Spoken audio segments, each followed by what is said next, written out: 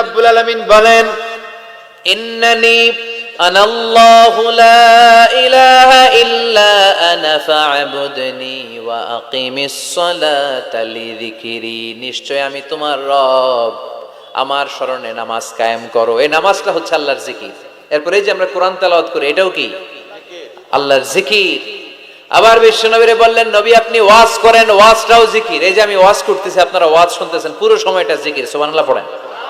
আল্লাহ বললেন, নবী ফাযাক্কির ইন্নামা আনতা মুযাক্কির। ও নবী আপনি জিকির করেন, তার মানে আপনি ওয়াজ করেন, আপনার দায়িত্ব হচ্ছে নসিহত করা, উপদেশ দেয়া। লাস্তা আলাইহিম বিমুসাইতির। নবী গো, আমি আপনারে দারোগা বানিয়ে পাঠাই নাই। নবী কি দারোগা? কথা বলেন। নবী কি জোর করে কাউরে মুসলমান বানাবে? ইসলামে জোরাজুরি আছে? লা ইকরাহা ফিদ্দিন। সুবহানাল্লাহ পড়েন। ইসলামে কোনো বাড়াবাড়ি, ইসলামের সৌন্দর্য দেখেই অমুসলিমরা কালিমা পড়ে মুসলমান হবে, ঠিক কি?